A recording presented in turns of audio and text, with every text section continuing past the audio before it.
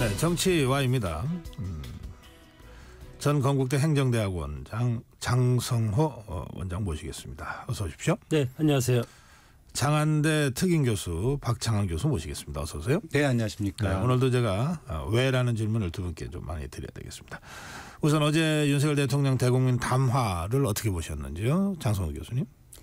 그 12.3 계엄 조치 이후에 지금 한 일주일 만에 등장하지 않았습니까? 그렇기 때문에 그동안에 상당히 혼란스럽고 검찰의 수사가 그리고 경찰 공수처 다방면으로 진행되고 있고 증언도 지금 쏟아지고 있지 않습니까? 그렇기 때문에 대통령 입장에서는 최초의 계엄의 취지, 의도와 목적 이것이 헌법적 테두리 안에 있었고 그리고 어떤 비상계엄은 대통령의 통치 행위다. 그리고 이거에 대해서는 정당성이 있다. 물론 여기에는 일정 부분 법적인 그런 하자는 있지만 그럼에도 불구하고 내란죄라든가 그리고 탄핵 이런 거에 해당되지 않는다. 그런 어떤 정당성을 주장했다고 봅니다. 예, 박창한 교수. 엿새 전에 본인이 했던 우리 당의 모든 자신의 거취를 포함한 일정들을 일임하겠다 이렇게 얘기를 했었는데 그 당시에 그게 시간 끌기용이다라고 하는 예상들이 많았습니다. 아니나 다를까 결국 하고 싶었던 얘기는 어제의 담화였다. 지난번 한동훈 대표에게 마치 정권을 위임하는 듯한 그런 모양새 취한 거는 표 관리를 위한 시간 끌기용이었다. 이렇게 보고요. 어제 하고 싶은 얘기의 본질은 정면 돌파, 맞서 싸우겠다. 보수층 결집해라.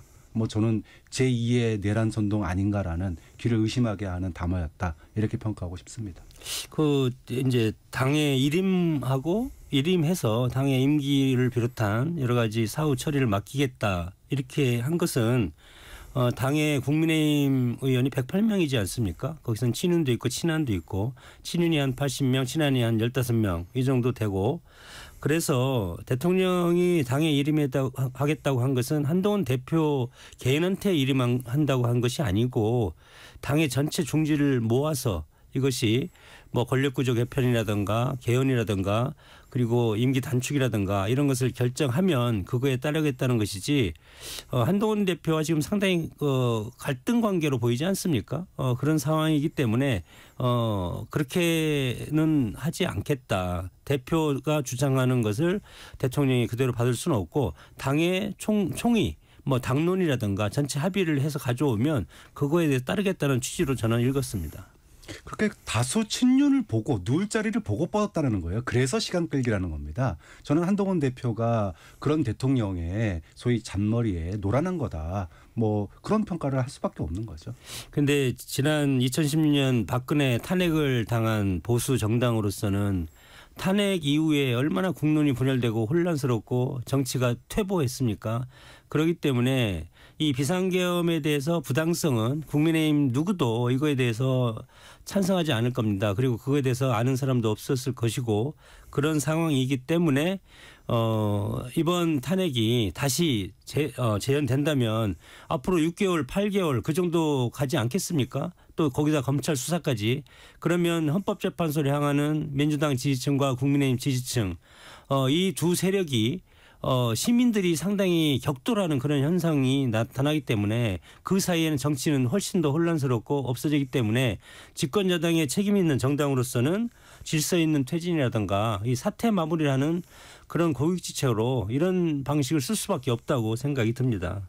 그 질서 있는 퇴진을 정면으로 거부한 게 윤석열 대통령이잖아요. 그러니까 한동훈 대표가 저는 한 대표를 옹호하고 싶은 생각은 없는데 나름 어쨌든 2월 퇴진, 3월 퇴진 안을 TF를 만들어서 냈는데 그거에 대해서 정면으로 거부하고 오늘 나오는 뉴스 보면 윤석열 대통령 국방부 장관도 재지명한다. 옥중에서 결재하겠다. 이거는 대한민국을 갖다가 안개 속에 밀어넣는 행위다. 그리고 정면으로 맞서 싸우겠다라고 선언한 것은 보수층의 결집, 아스팔트 우파를 결집시켜서 탄핵을 주도하고 있는 또 탄핵을 지지하고 있는 여론에 정면으로 부딪혀라라고 얘기를 한 거니까 오히려 거리에서의 어떤 그 충돌이라든지 또 우리나라가 국론이 분열되는 말씀하신 그 혼란을 더욱 부추기고 있는 건 지금 퇴진을 거부하고 있는 윤석열 대통령이다. 이렇게 얘기할 수밖에 없는 겁니다. 우리는 이제 법치주의 국가이기 때문에 지금 가장 중요한 것이 헌법적 테두리 내에서 해야 되지 않겠습니까? 그것이 이제 절차적 민주주의고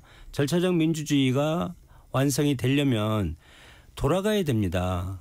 그러면 민주당처럼 민주당이 상당히 급하지 않습니까? 왜 급하겠습니까? 이 비상계엄이 아니더라도 윤 대통령 탄핵을 12월 달에 하려고 했을 겁니다. 아마. 그런 상황에서 봤을 때는 어제 조국 대표 대법원 결심 공판에서 구속이 됐지만 구속이 될 예정이지만 그걸 보더라도 이런 식으로 해서 국민 여론이 80% 비상계엄이 잘못됐고 윤석열 대통령 탄핵시키다 그러면 우리가 무법천지는 아니지 않습니까? 그렇기 때문에 대통령도 아직은 무죄 추정의 원칙이고 이것은 검찰이라든가 사법당국의 조사를 받고 그거에 대해서 잘못이 있으면 형사처벌하고 기소하고 구속하던가 그리고 나서 또 탄핵 심판도 받고 그런 절차를 거쳐야 되기 때문에 시간이 필요하다는 겁니다. 즉시적으로 하야하고 즉시적으로 그런 민주당한테 정권을 주면 민주당이 잘 할 수 있을 것 같습니까? 이 헌법적인 절차가 마무리되지 않으면 이재명 대통령이 혹시 된다고 하더라도 이것을 감당할 수가 없을 겁니다. 이 국가적 불행, 혼란 이런 것을 수습하려면 헌법적인 절차에 충실히 따르는 수밖에 없다고 봅니다. 그 헌법적 절차의 마침표가 출발점이 스스로 대통령이 물러나는 하야나 아니면은 탄핵밖에 없기 때문에 그러니까 그동안에 질서 있는 퇴진이라고 했지만 질서 있는 퇴진이 안 된다라고 하는 게 일주일 사이에 드러났다고 봐요. 오히려 우리는 헌법에 명시돼 있고 시스템에 의해서 경험해 본 하야나 탄핵이 더 불확실성을 대한민국을 불확실성으로 몰아넣는 것이 아니라 시스템에 의해서 절차에 의해서 그렇게 되는 거다. 그리고 그럼 장관들은 왜 지금 탄핵하고 있느냐라고 얘기를 한다면 우리는 현행범입니다. 이게 아무도 모르는 그런 상황이 아니었어요. 생중계되고 있었습니다. 국회에 대해서 유리창 깨고 들어가서 끌어내려고 했던 그런 시도를 온 국민이 현행범으로서 지켜봤잖아요. 그러면 거기에 대해서 당연히 국무위원이나 관련자들은 위법하고 위헌적인 명령을 거부하는 게 너무 당연했는데 거기에 동조했기 때문에 지금 탄핵을 당하고 있는 거다. 이렇게 얘기할 수밖에 없습니다. 네, 잠깐만요. 이제 두 분 의견이 상당히 잘 이제 개진이 됐는데 제가 질문을 드리면서 좀 더 진전시켜 보겠습니다. 어제 윤석열 대통령 대국민 담화를 보면 그동안 국민의힘에서 논의됐던 2월 하야, 3월 하야 후 2달 후 조기 대선이라고 하는 이 전국 안정화 TF의 제안은 대통령한테는 별로 의미가 없는 것이 된 것 같아요. 네. 그러니까 이제 한동훈 대표도 탄핵밖에 길이 없다 하고 지금 이제 탄핵으로 간 건데 사실은 야권도 탄핵밖에 길이 없다고 그동안 주장해 왔잖아요. 그리고 또 한동훈 대표도 탄핵밖에 길이 없다고 주장하고 있고 따지고 보면 어제 윤석열 대통령도 차라리 탄핵 당하겠다고 주장한 거랑 같은 맥락에서의 발언이라고 하는 해석들이 있잖아요. 그러니까 한번 탄핵에서 진위를 가려보자. 이게 탄핵 심판이라고 하는 것이 어떤 면에서는 모든 논란을 적어도 법률적으로는 깔끔하게 끝낼 수 있는 그런 것이니까. 자, 이제 이렇게 일단 방향이 잡힌 것 아니냐는 거예요. 그러면 이런 상황에서 탄핵을 이제 소추할 국회 또는 이제 야권은 모든 자원을 동원해서 탄핵을 주장할 거고 또 윤석열 대통령 입장에서는 모든 자료와 근거를 제시하면서 탄핵의 부당함을 주장할 거 아닙니까? 그게 정상적인 민주주의적 법치 방식 아닌가요? 그러니까 이렇게 이제 한국 정치가 흘러가게 될 가능성이 좀 매우 높아졌어요.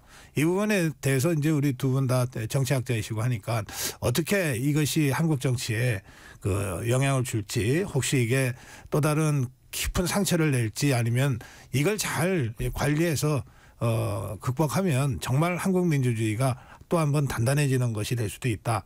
저는 그런 차원의 두 분의 말씀도 좀 함께 듣고 싶습니다만 이번에는 박창근 교수가 먼저 시작하실까요? 네. 우리가 그동안의 탄핵을 민주당이 오랫동안 탄핵 얘기해왔다 이렇게 얘기하시는데 공식적으로 탄핵을 갖다가 민주당이 언급한 것이 굉장히 조심스러워했었어요. 지금 국민의힘의 중진들이 얘기하는 것처럼 탄핵이라고 하는 게 불행한 일이다. 헌정사에 그런 인식이 있었고 자칫 섣부르게 꺼냈다가 국가가 혼란에 빠지는 걸 우려한 측면이 있었습니다. 그래서 주말 집회를 여러 차례 이끌어 가면서도 공식적으로 당론으로서 탄핵을 주장한 적은 단 한 번도 없었다. 그런데 탄핵을 주장하게 된 결정적 계기가 뭐였습니까? 결국은 요건을 갖추지 않은 이런 계엄과 이후에 국회에 대한 강제적인 침탈, 선관위 침탈 이런 위헌과 내란의 시도 때문에 탄핵이 전면으로 등장하게 된 거다.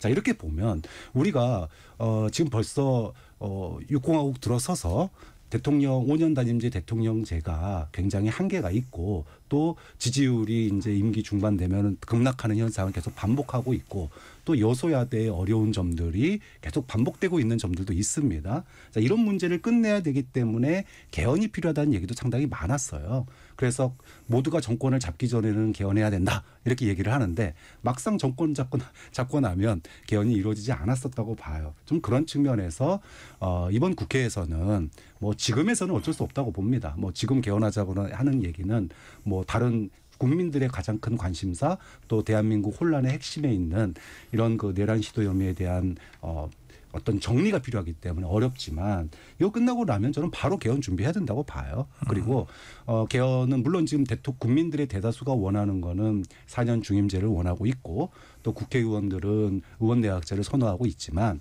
어쨌든 뭐 이 부분은 사실은 대통령제, 제왕적 대통령제를 안 하겠다고 용산에 가신 분이 제왕적 대통령제의 끝판왕을 보여주셨기 때문에 대통령제에 대한 고민이나 또는 5년 단임제에 대한 고민은 이번 기회에 이루어져야 된다라는 거고요. 또 헌법재판소에서 이 고도의 정치행위라고 하는 이 논리, 사실은 이 전두환의 논리잖아요. 전두환이 본인의 내란 행위에 대해서 방어하는 논리를 윤석열 대통령이 가져다 쓰는 거에 대해서 저는 보수도 이번에 과연 합리적인 보수가 이런 판단을 내리는 거에 대해서 어떻게 생각하는지. 그러니까 자꾸 탄핵 트라우마 뒤에 숨는데 저는 국민의힘, 저는 뭐 민주당도 지난번 문재인 정부의 실패로부터 배워야 될 점이 있고 바뀌어야 될 지점이 있다고 생각하는데 윤석열 정부의 이번 그 계엄과 탄핵 내란 시도에 대해서는 보수층도 합리적 보수로 어떻게 거듭날 수 있는지 이 부분에 대한 고민이 함께 이루어질 필요가 있다라고 봅니다. 네, 장성우 교수. 그 집권 여당으로서 철저하게 반성하고 있고요. 그 지난 박근혜 2010년 탄핵에서도 그 비판이 다시 살아나서 생채기가 날 지경으로 집권 여당은 이런 사태에 대해서 여러 가지 탄핵 빌더 그동안 많이 있었지 않습니까? 수많은 특검 그리고 장관 검사 탄핵, 판사까지 탄핵 협박 이런 것이 있었기 때문에 그런 것이 왜 있었습니까? 원인을 따지는 것은 의미가 없을 수도 있지만 반드시 원인이 결과를 도출했다는 그런 역사적인 그런 도전과 응전과 같은 그런 것이 앞으로 밝혀질 것이고 그렇게 봤을 때 민주당에서 지금 얘기하는 뭐 이재명 민주당이 집권하거나 대선 끝나고 다시 권력구조 개편이라든가 헌법 개정을 한다는 것은 어불성설이라고 생각이 듭니다. 지금이 역사적인 기회고 87년 헌법 체제를 바꿀 수 있는 기회이기 때문에 이런 기회에 집권 여당 보수 정당이 이것을 이런 국면 이런 난국을 개헌을 통해서 돌파하자고 했을 때 그것이 순리적인 역사의 전개 아니겠습니까? 혁명을 낳으면 또 다른 혁명을 낳고 파국이 오면 또 다른 파국이 옵니다. 반드시. 지금 민주당과 이재명 대표는 이런 지금 비상계엄 사태가 여론적 지지를 얻고 있다고 해서 100% 본인들의 과실로 돌아가지 않을 가능성이 상당히 큽니다. 이것을 수혜하는 것은 새로운 역사의 담당자가 또 나타날 가능성이 상당히 크고 그렇기 때문에 이번 기회를 한국 정치의 발전을 위한 여러 가지 법치의 헌법적 구조의 틀을 바꿀 수 있는 그런 아주 좋은 천재 이루의 기회인데 이것이 민주당은 지금 무조건 탄핵 그리고 조기 대선 해서 정권을 잡으면 과거 문재인 정권 때 보지 않았습니까? 여러 가지 적폐청산 그것을 3년 4년 지금까지도 진행되고 있고 그런 상황이기 때문에 이재명의 민주당이 또다시 잡으면 그런 것이 3년 4년 동안 지속될 가능성이 훨씬 크다고 시중에 전망도 많이 하기 때문에 지금 국민의힘이 모든 것을 버리고 이것을 통해서 여러 가지 개헌이라든가 질서 있는 퇴진 이렇게 하는 것은 국민적 갈등, 집권당의 책임을 방기하는 것이 아니고 책임을 중시하면서 국민 통합과 그리고 국민 분열을 방지하고 그런 것을 하기 위한 절차적인 그런 민주주의를 실현하겠다고 하는 겁니다. 네, 두 분이 그 토론 중에 뭐 제가 개헌을 토론해 달라고 질문을 드린 건 아니지만 네. 자연스럽게 개헌 얘기가 나와서 그 추가 질문 하나 드리겠습니다. 제가 이해하기로 박창환 교수는 탄핵 후 개헌을 주장하신 것 같습니다.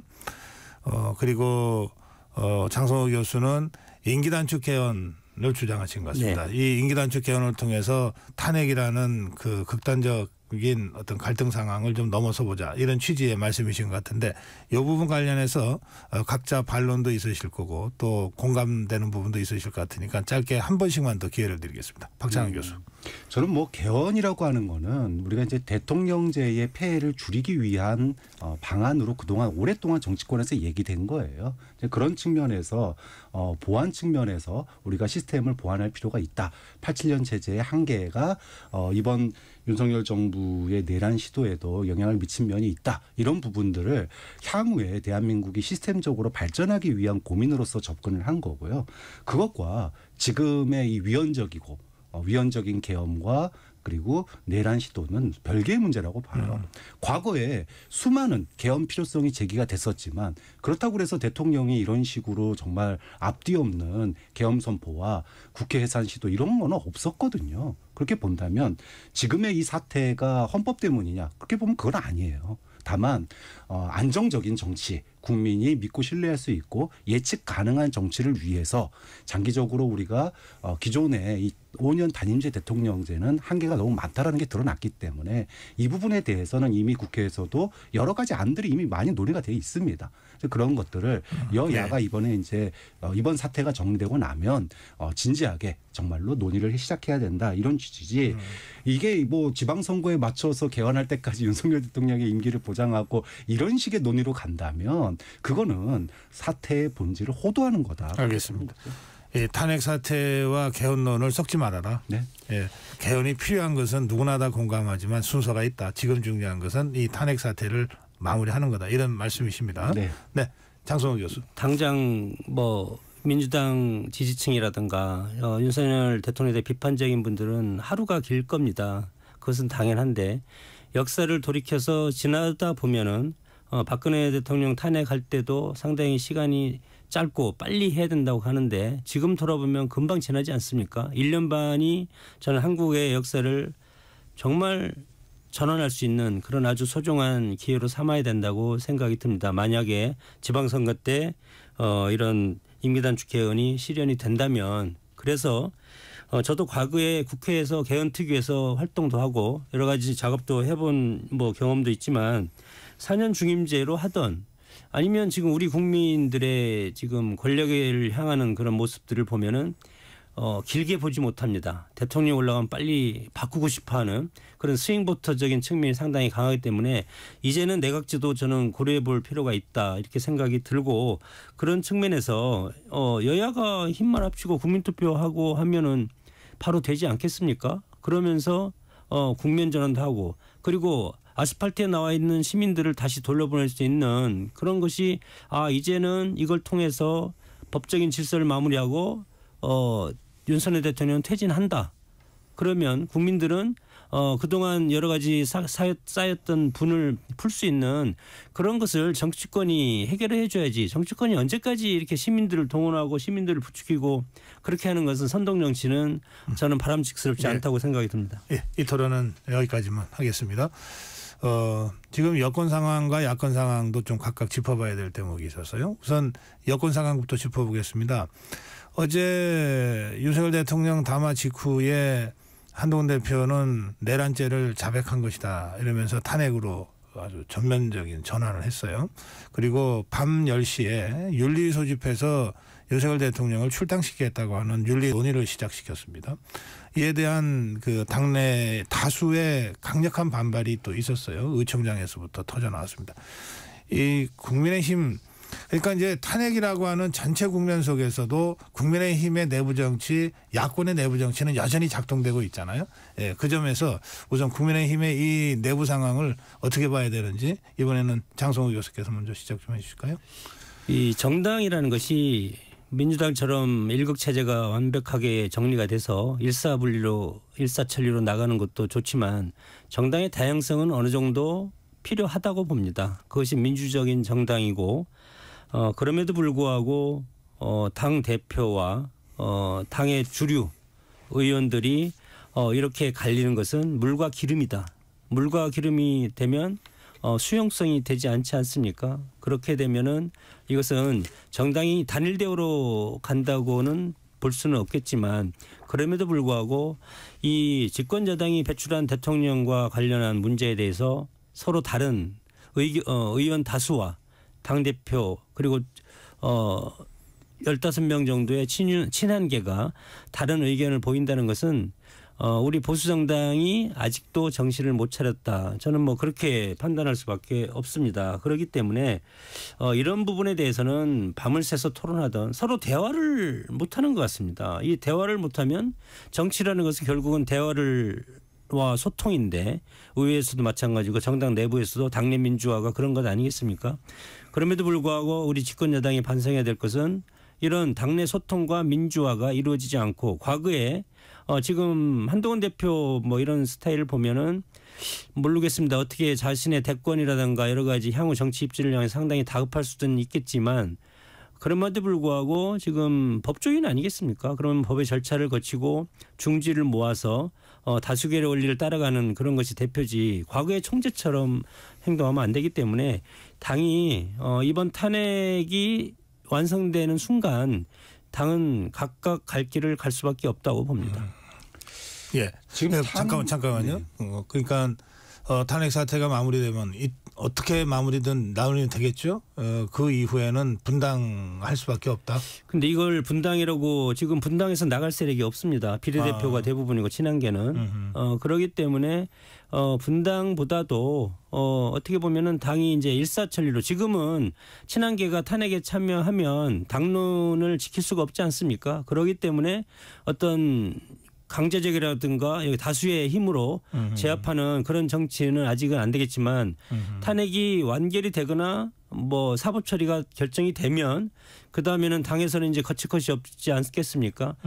당외 싸움보다도 당내 싸움이 훨씬 치열하고 윤석열 대통령이 어떻게 될지 모르지만 앞으로 향후 당내 권력적인 갈등이라든가 경쟁이 더 치열하고 그리고 집권 여당이 지금 책임을 져야 되는 부분이 있습니다. 이런 이번 비상사태에 대해서 못 막은 물론 대통령이 결정을 했지만 대통령이 배출한 집권 여당이 책임 정치 차원에서 그럼 누가 이것을 책임을 지게 되겠냐. 당대표가 책임을 져야 되는데 친한계 일부에서는 왜 당대표가 책임지냐 이런 식으로 하기 때문에 아직 국민의힘이 아직 멀었다고 생각이 듭니다. 탄핵 이후에 국민의힘 상황이 더 갈등이 고조될 수밖에 없는 상황이다. 네. 여기까지 진단하신 걸로? 네.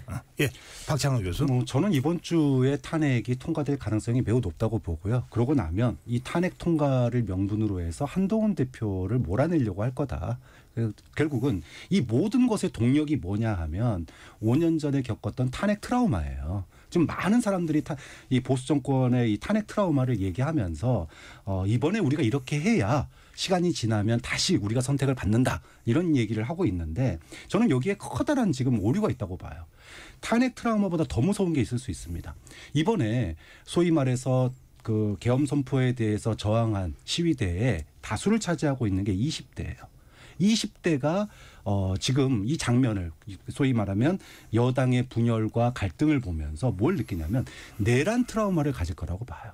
그러면 미래 정치 앞으로 국민의힘이 보수 정치가 올해 국민들에게 장기적으로 여당이 되고 사랑받는 정당이 되려면 20대로부터 사랑을 받아야 됩니다. 그런데 20대는 탄핵 트라우마보다 더 무서운 내란 트라우마를 갖다 던져주고 있는 거예요. 그러면 지금의 올드한 박근혜 탄핵 때의 트라우마를 들먹이면서 지금 내부의 갈등을 벌이고 그리고 결국은 시간 끌기로 나아간다면 결국은 미래 세대에게 외면받는 최악의 수단이 될 거라고 봅니다. 네. 근데 마지막 주제가 하나 더 있어서.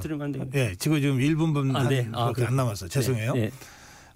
야권 얘기도 안 짚을 수가 없어서 그래요. 어제 조국 대표에 대한 그 대법원 확정 판결이 난 이후에 이제 다음은 이재명 대표다 뭐 이런 얘기들을 이제 보수층에서 하잖아요.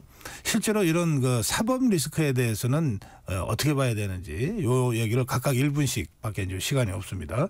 예, 박찬환 교수 먼저 하실까요? 뭐 여기에는 뭐 저는 당파성이 없다고 봐요. 많은 국민들이 탄핵은 탄핵이고 재판은 재판이다. 이런 여론이 좀 많은 것 같습니다. 저는 뭐 민주당을 지지하는 사람이지만 재판을 거부할 수는 없는 거예요.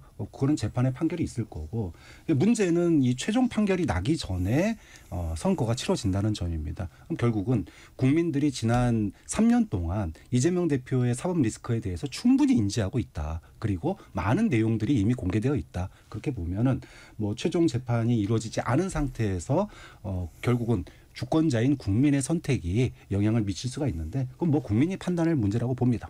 네, 장성호 교수. 사법적인 리스크는 우리 국정과 정치를 혼란스럽게 하고 불확실성을 지속할 수 있는 가장 위험한 리스크라고 생각이 듭니다.